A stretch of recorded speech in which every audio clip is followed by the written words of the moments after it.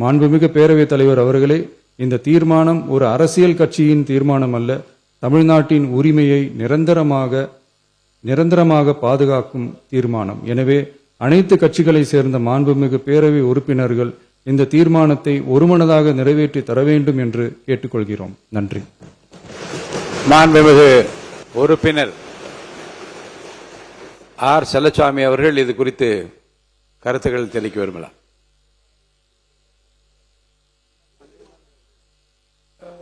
இதை குறித்து பேச போறீங்க, வேற ஏதாவது சொல்லுங்க. மாண்புமிகு பேரவைத் தலைவர்களே, உங்களுக்கு தெரிந்த செய்தி தான் இது. அரசின் சார்பாக 110 விதியின் கீழ் சில அறிவிப்புகளை செய்கிற பொழுது அந்த பகுதியிலிருந்து அது நன்றி சொல்வதாக பாராட்டுதான் விடுவார்கள், எப்பொழுதுமே நடைபெற்றுக் கொண்டிருப்பது. இது போன்ற தனி தீர்மானங்களை முதலமைச்சர் அல்லது சம்பந்தப்பட்ட அமைச்சர்கள் கொண்டு வருகிற பொழுது பிரதான எதிர்க்கட்சியை தான் முதலாக அது வாய்ப்பு கொடுக்கிற பழக்கம் தான் இது வரைக்கும் இருந்திருக்கிறது. அதை நினைவூட்டுகிறேன். ஏன்னா அவரை நீங்க அனுமதிங்க, அப்புறம் நீங்க எல்லாருமே பேசுறது அனுமதி பிளீஸ். அதுதான் இது வரைக்கும் இருக்குது. இருங்க, அவர் தான் இருங்க, அவர் உங்களுக்கு தான் கொரட்டா அவர் தானே, அவர் சொன்ன பிறகு நீங்க எதுக்கு சொல்றீங்க? அமைதியா இருங்க. இல்ல, நீங்க சொன்னது புரிஞ்சுக்க முடியுது. சென்ற முறை இது போன்று அனுமதிச்சேன். ஏன்னு சொன்னா கட்சிகளுடைய எண்ணிக்கைக்கு ஏற்ப 1, 2 அப்படி கொண்டு தான் போட்டு வந்தோம், கட்சிகளுக்கு ஏற்ப கொடுத்துட்டு வந்தோம். இப்போ இதுதான் இல்ல, புரியுது.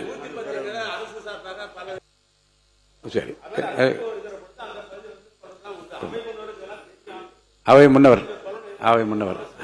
மாண்புமிகு பேரவைத் தலைவர் அவர்களே, மாண்புமிகு பேரவைத் தலைவர் விரும்புவது எல்லா கட்சியும் பேசி எதிர்க்கட்சியில் அதற்கான விளக்கத்தை சொல்கிற போது இன்னும் அது தெளிவாக இருக்கும் என்ற முறையிலே தான் அவர் அந்த சொல்லியிருக்கிறார். இதை தவிர வேறொன்றும் இல்லை.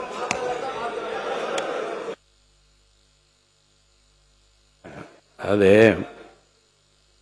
பேரவை விதி 98 தீர்மானம் ஒன்றை பேரவைத் தலைவர் பேரவைக்கு படித்து காட்டிய பின்னர் அவர் அழைக்கிற வரிசையில் உறுப்பினர்கள் அதன் மீது பேசலாம். அந்த அடிப்படையில் சில மாறுதல் நான் செய்கிறேன்.